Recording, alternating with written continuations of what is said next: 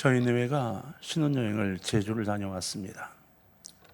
제주시에 들어가서 제일 먼저 갔던 데가 소위 그 용모리 해안에 있는 용모리였죠.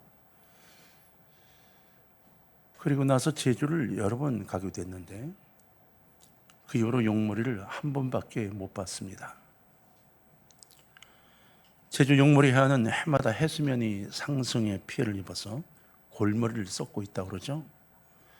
제주시 공식 사이트에는 용모리 해안의 해수면이 1970년부터 2020년까지 무려 23cm가 상승했다, 이렇게 기록되어 있습니다.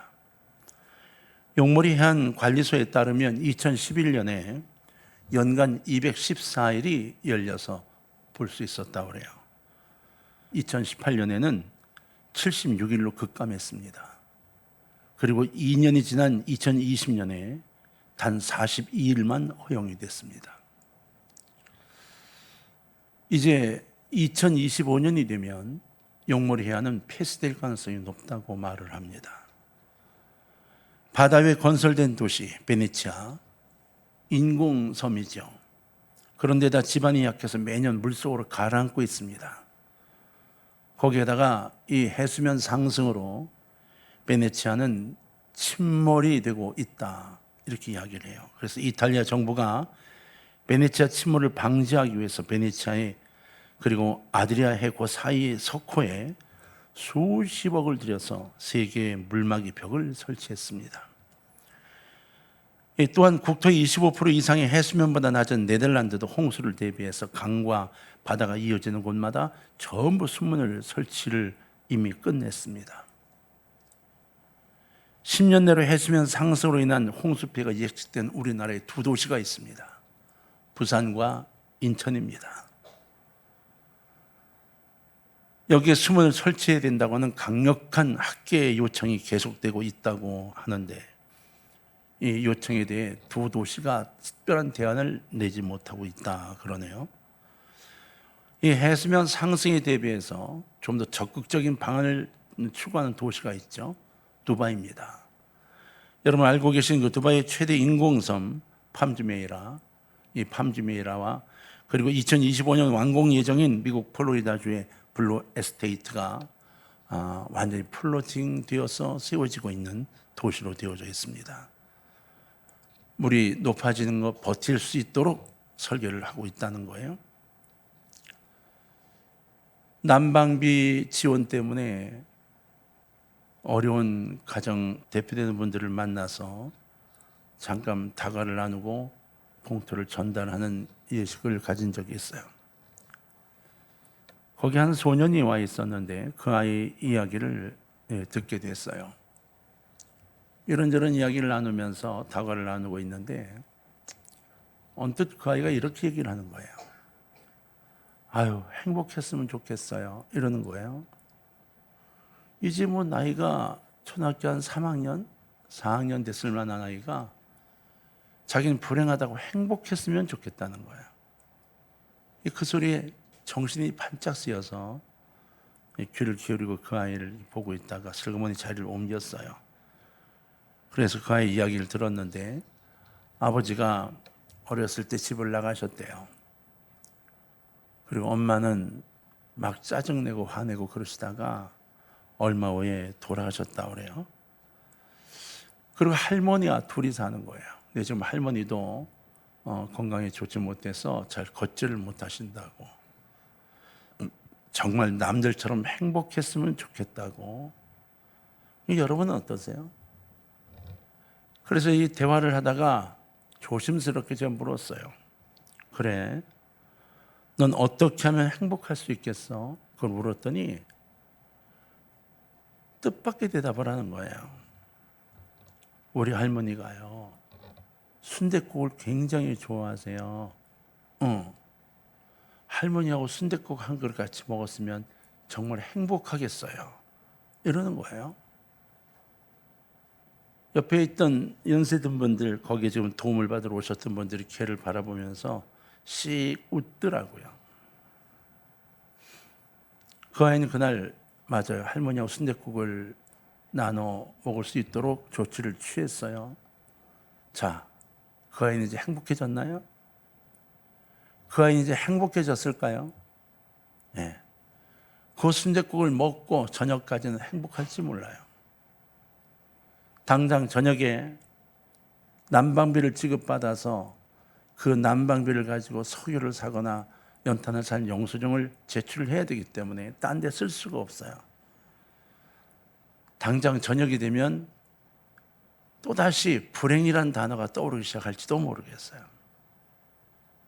저는 그 아이를 보면서 한 끼 순댓국을 먹게 해줄 수밖에 없는 그것도 안타까웠지만 그 아이가 생각하고 있는 그 단순함이 우리 인간들의 모습이라는 생각이 들었습니다. 사람들은 모두 이 소년같이 눈앞의 것만 걱정하고 해결하려고 해요. 지구온난화도 단지 수벽을 만드는 것으로 해결이 될까요? 안 됩니다. 인도네시아의 대막이라는 지역이 있어요. 그 지역은 섬과 함께 되어 있는 지역인데 섬은 거의 수장이 됐고 나머지 육지와 연결되어 있는 지역도 약 70%가 이주를 해서 지금 30%가 남아있는데 그중에 20%는 곧 이주를 해야 된대요. 집안으로 물이 들어왔어요. 여러분 10년 전만 해도 그 앞에 부두가 있었고 그리고 농사를 짓던 농토가 잔뜩 있었고 그리고 배를 타고 나가 물고기도 잡아오는 부유한 지역이었대요. 그런데 부두를 넘어서고 물이 농지를 넘어서고 집에 3분의 1을 물이 채워지는 바람에 이사갈 데가 없어서 집 안에 마루 같은 걸 비슷하게 설치를 하고 몸을 구부리고 살고 있는 사람이 대부분이라는 거예요. 그게 인도네시아 이 현재의 모습이에요. 대마기라는 지역과 함께 여러 지역이 그래요. 해수면 상승 문제를 해결한 근본적인 해결책, 이 지구 온난화를 지연시키거나 아니면 온난화 문제를 해결해야 하는데 이건 아무도 신경을 쓰지 않아요. 대부분 정치인들이 눈 가리고 앙호하는 식으로 내가 정권을 잡고 있는 동안 그럴듯하게 보이게 해놓고는 또 몰라라고 넘어갑니다. 그동안 뭐 이렇게 저렇게 해본다고 애썼던 것, 우크라이나 전쟁 3년 사이에 껑충 뛰어올라서 지난 3년 사이에 지난 20년 동안의 탄소가 늘어난 것 이상으로 늘어났다고 하죠. 그래서 기온이 올라가고 해수면 상승이 이제 급속해진답니다. 2050년이 되면 부산과 인천 여러 지역에 땅이 물에 잠길 거라고 도표가 나와 있습니다. 그런데 이게 지금 어제 오늘 이야기인가요? 아닙니다. 수십 년 전의 얘기입니다. 약 50여 년 전부터 이야기가 나왔고 그리고 35년 전부터 실제적인 데이터가 나오기 시작했고 이구동성으로 다음 세대에는 물려줘야 한다고 떠들기 시작했습니다. 수많은 정치인들이 모이고 회의했습니다. 계속된 경고가 있었지만 이 문제에 대해 적극적인 행동이 없었다는 겁니다. 자기가 정권을 잡고 있는 동안은 그럴듯하게 포장해 이야기해 놓고 그리고는 또 넘어가고 또 넘어가고 또 넘어간 거예요. 이게 사람이기 때문에 그렇습니다. 우리도 안 그런가요? 우리도 본질적인 해결을 하며 살아가지 않습니다. 대강 가리고 살아갑니다. 사람들은 본질적인 문제 해결이 아니라 당장의 문제만을 생각하며 살아가고 있다는 겁니다. 그러나 실제로 이런 임시방편적인 방법으로 살아갈 존재, 인간은 그렇지가 않습니다. 하나님 인간을 창조하실 때 그런 인간으로 만드시지 않았다는 거예요. 창세기 1장 28절에 보면 하나님이 그들에게 복을 주시며 하나님이 그들에게 이르시되 생육하고 번성하여 땅에 충만하라. 땅을 정복하라. 바다의 물고기와 하늘의 새와 땅에 움직이는 모든 생물을 다스리라 하시니라. 명령하셨어요. 인간에게 하신 명령이에요. 인간은 하나님께서 창조하셨어요. 그리고 이 땅의 모든 것들이 인간을 위해 창조되었습니다. 그리고 이 땅을 다스리라고 명령하셨어요. 인간들이 그 능력이 있다는 겁니다. 이 땅을 다스리고 유지해갈 능력이 있고 그리고 하나님을 닮아 하나님 뜻대로 할 바로 재능도 가지고 있다고 말씀하시는 거예요. 여러분, 우리를 위한 하나님의 계획이 성경에 가득 기록되어 있습니다. 하나님은 말이에요, 우리처럼 임시 방편적인 삶을 살아가도록 그렇게 하시지 않습니다. 하나님은 우리 성경책 속에 우리를 위한 엄청난 계획을 쭉 세워놓으셨어요.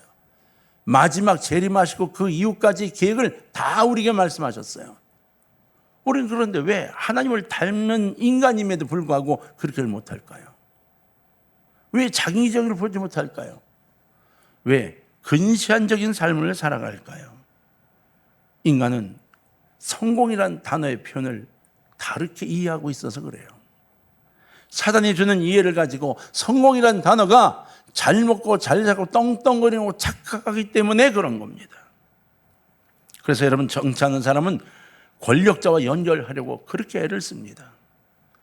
사업하는 사람은 돈줄에 연결되려고 하고, 운동선수는 감독을 잘 만나려고 애를 써요. 그러나 진정으로 인간다운 인간으로 살아가려면 그러한 수벽 같은 임시적인 방법이 아니라 자신의 영혼이 잘 되는 길을 선택해야만 한다는 것입니다. 인간은 아무리 권력을 갖고 있어도 인간입니다. 아무리 돈이 많아도 인간이고요.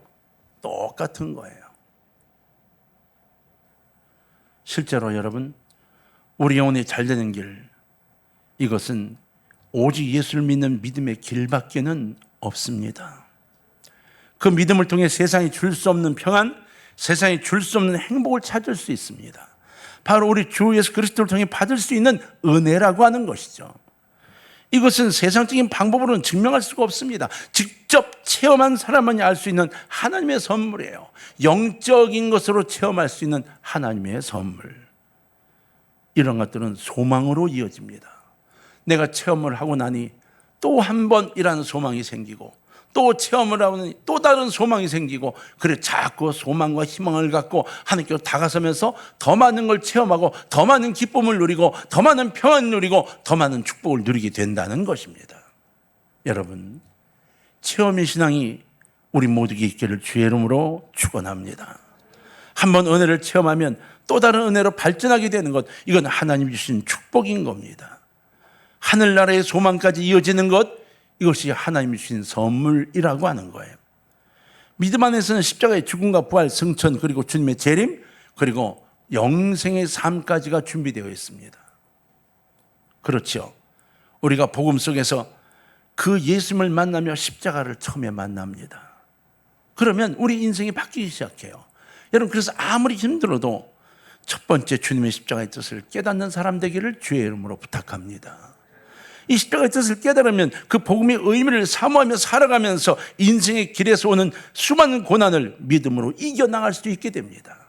왜? 십자가의 고난이 무엇인지를 알기 때문입니다. 그럼 저절로 십자가의 고난을 통하여 고난을 받고 이겨나가기 위해 애쓰는 이들은 부활하신 주님의 놀라운 역사를 바라보게 됩니다. 부활하신 주님을 내 삶에 연결하여 나도 부활할 수 있다는 믿음을 갖고 부활하신 주님을 자꾸 쳐다보게 되는 거예요. 그래서 내 삶에 결코 실망하지 않습니다. 아무리 좌절을 느끼게 해도 부활할 것을 믿기 때문입니다. 그리고 나면 우리는 승천하신 주님을 바라보는 눈으로 우리의 삶을 쳐다볼 수 있게 되는 거예요. 결국 나는 이 땅의 꿈이 아니고 하나님의 자녀로 천국에 갈 수 있는 꿈을 꿀 수 있구나 하는 놀라운 축복의 기대를 갖게 된다는 겁니다. 그러면서 우리는 재림의 주님을 기다리죠. 다시 오시겠다고 약속하신 재림의 주님을 기다립니다. 어떤 일이 있어도 재림의 주님을 기다리며 또 참고 기도하고 찬양 드리게 됩니다. 그렇게 될 때 비로소 우리가 영생의 삶을 얻게 되고 구원의 확신을 갖고 마지막을 바라보며 찬양하며 살 수 있게 된다는 거예요. 어떠한 여건, 어떠한 일이 있어도 손으로 내밀어 도움을 줄 수 있는 사람이 되고 도움을 요청하는 사람이 아니라 베푸는 사람이 된다는 것입니다. 사랑하는 성도님들, 정말 가느다란 한 오락의 실 같은 믿음뿐이라도 주님과 연결되어 있기만 하면 그 다음 우리의 삶의 질은 달라짐을 믿으시기를 바랍니다.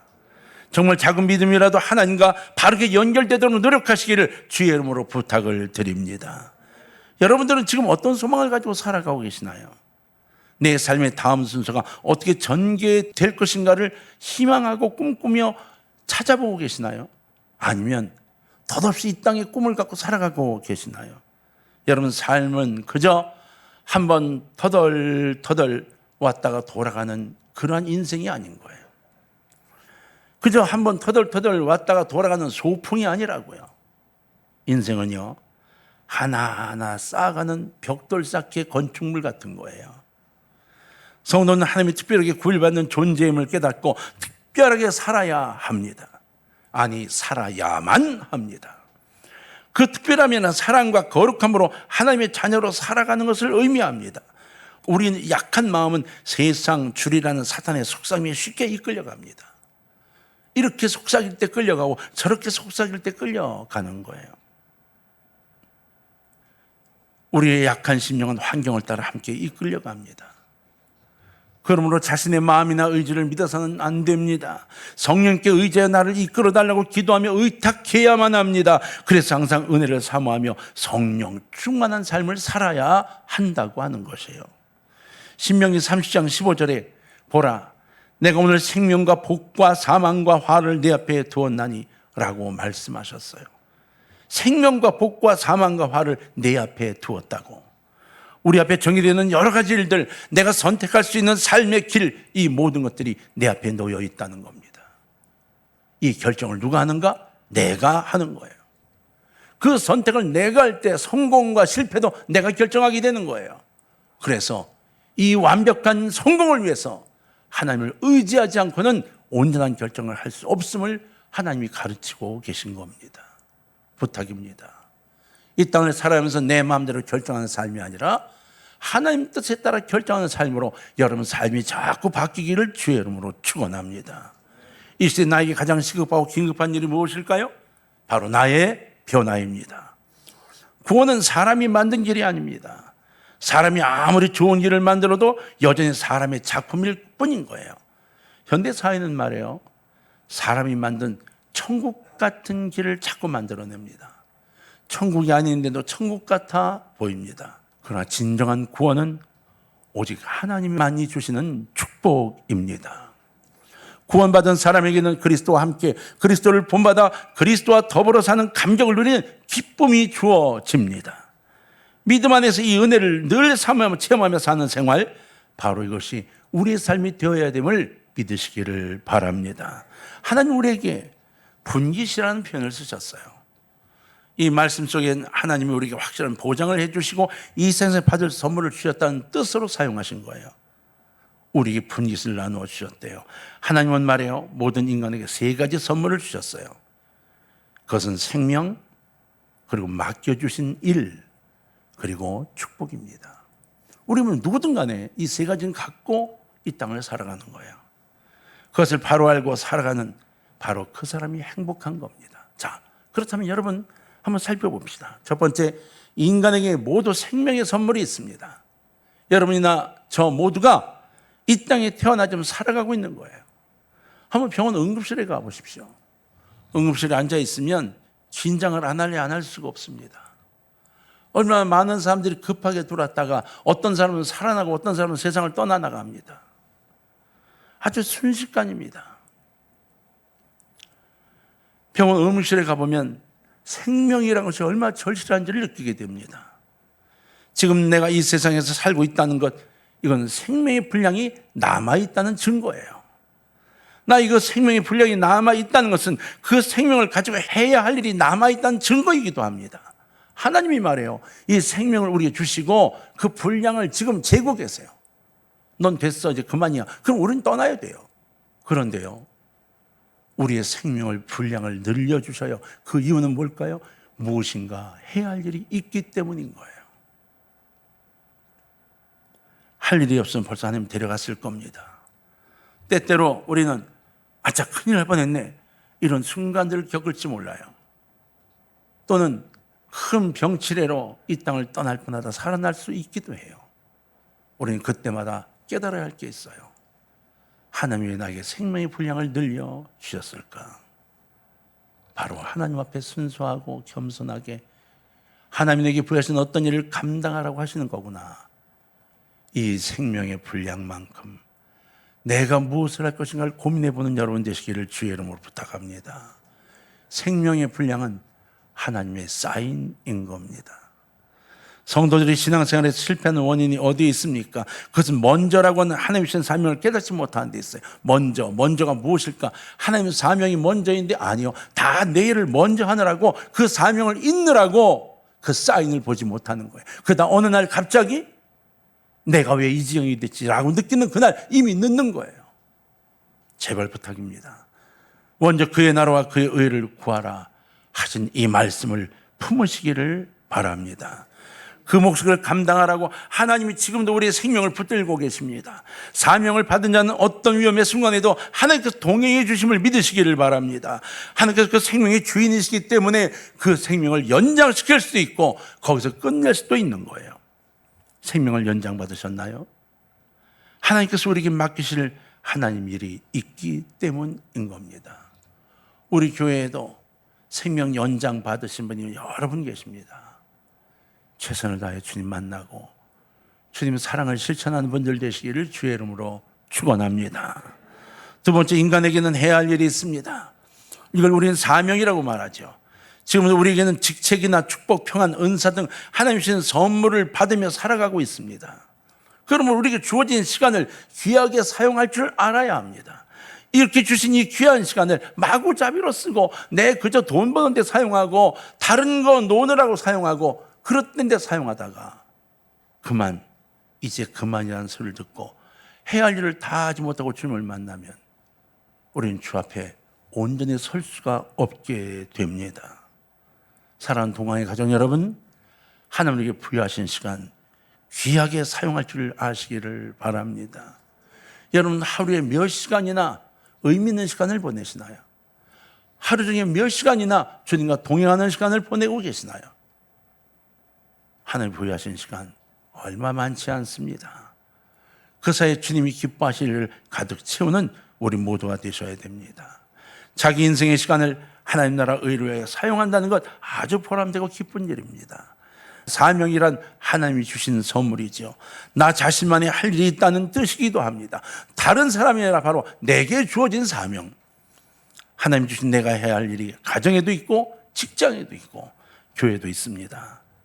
나만이 할 수 있는 하나님의 사역, 이것이 축복임을 꼭 믿으시기를 바랍니다. 세 번째로, 인간에게는 하나님으로부터 받는 다른 축복들의 선물이 있어요. 하나님이 주신 할 일을 잘했을 때 받는 하늘의 것이 있는데요, 바로 이걸 보상이라고도 하지만 하나님 우리에게 축복이라고 말씀을 하십니다. 하나님께서는 아브라함을 통해 그 축복이 예비되어 있다고 가르쳐 주셨어요. 그것을 여호와 일이라고 말씀하셨죠. 다 준비가 되어 있는 거예요. 오늘 우리 모든 성도님들도 여호와 이레로 축복받는 선물이 있으신가를 살펴보시면 좋겠어요. 내게 하나님 지금까지 준비해 주신 것을 찾을 수 있는 눈이 있는가? 내가 살아오면서 하나님 준비하신 축복 속에 살아가는 걸 느끼고 있는가? 한번 찾아보시고 살펴보시기를 바랍니다. 왜 많은 성도들이 이렇게 준비된 복을 받지 못할까요? 아브라함이 복을 받을 수 있었던 것은 하나님이 지시한 곳으로 갔기 때문입니다. 내 아들 이삭을 데리고 모리아 산으로 가라, 그곳으로 갔기 때문입니다. 우리는 얼마나 많은 하나님의 명령 속에서 내 계획을 먼저 앞세우고 다 지해버리고 사나요? 하나님이 이렇게 하기를 부탁한다고 할 때에도 잠깐만요, 오늘 제가 바빠서요 라고 다 정리해버리지 않나요? 여러분, 남은 인생의 삶이 얼마나 남아있는지 모르지만 기쁨으로 주의 일들을 감당하는 모두가 되어서 하나님 주신 복을 내 것으로 만드는 아름다운 승리의 일꾼들, 십자가의 군병 되시길 주의 이름으로 축원합니다. 사랑하는 동안의 가족 여러분, 우리 하나님의 자녀들이 이러한 하나님의 은혜를 사모하며 우리에게 부여해 주신 놀라운 선물들을 주신 것을 감사하며 살아간다고 하면 우리가 살아가고 있는 이 땅에서 작은 천국을 느끼며 더욱 아름답고 행복한 삶을 살아갈 수 있게 될 겁니다. 잠시 돌아봅시다. 그리고 감사합시다. 하나님이 우리의 영적으로, 육적으로 채워진 수많은 복들이 우리에게 있는데 나는 세상 것들을 바라보느라고 그 많은 복들을 복인 줄 모르고 살아가고 있기 때문에 감사하지 못하고 있는 거예요. 그리고 이 은혜를 사모하지 못하는 거예요. 우리는 감사해야 할 때 우리 걱정하느라고 하나님을 찬양하지 못할 때가 너무나 많습니다. 지금까지 우리가 살아온 인생 속에 하나님 우리에게 부여해 주신 놀라운 축복들을 찾아봅시다. 돌아봅시다. 그리고 이 은혜를 감사해요 고백하는 여러분 되시기를 바라요. 이번 주간이 나도 모르게 콧노래가 나오는 아름다운 한 주간이 될 줄로 믿습니다. 하나님이 약속하신 놀라운 삶, 이 삶을 살아가는 한 주간 되시기를 주의 이름으로 축원합니다.